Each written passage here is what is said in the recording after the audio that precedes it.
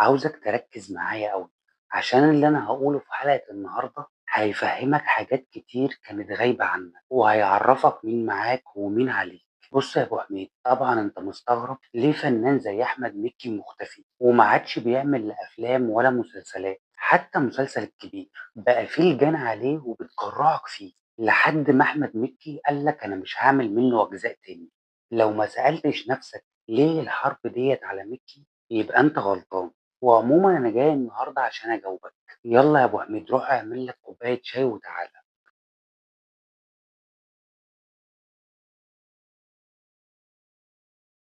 الحرب على مكي معمولة لنفس السبب اللي اتعملت عليه الحرب على يوسف الشريف، وبنفس الأسلوب برضه، يعني بعد مسلسل النهاية بتاع يوسف الشريف اللي كان كله رسايل مشفرة عن اللي ما يتسموش، وإحنا ما شفناش يوسف الشريف تاني زي أحمد مكي بالظبط.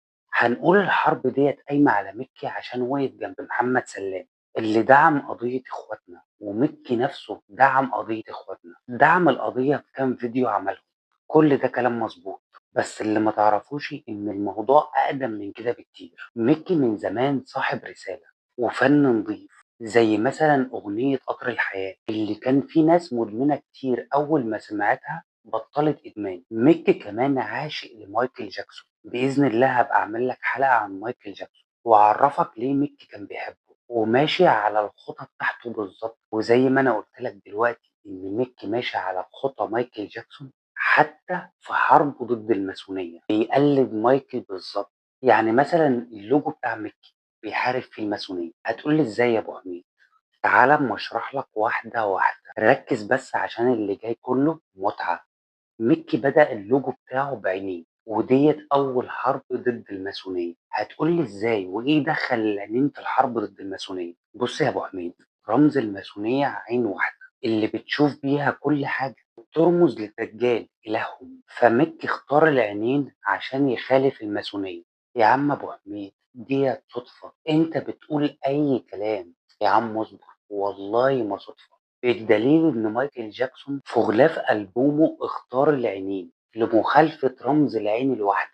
أنا عارف والله يا أبو حميد إنك مش مقتنع وبتقول وأنت بتتفرج عليا إن ده أي كلام، وعاوز أدلة أكتر عشان أقتنع.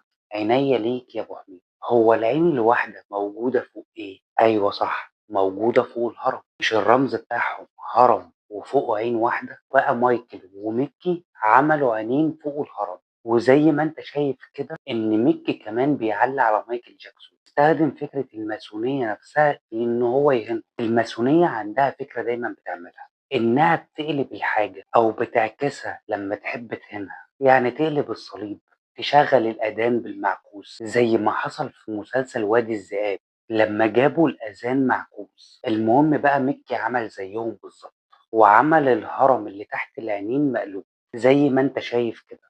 وبكده يا ابو حميد يبقى بيهين رمزهم. ومش مكي اول واحد يفهم الألاعيب ديت ويعمل زي ما هما بيعملوا.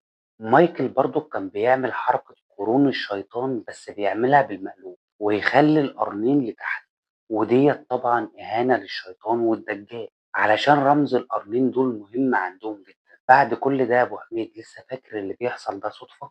ولسه فاكر ان ميكي مش ماشي على خطى مايكل جاكسون؟ ولازم برضك يا ابو حميد زي ما بتعرف مين معاهم تعرف برضك مين ضدهم علشان ندعمه.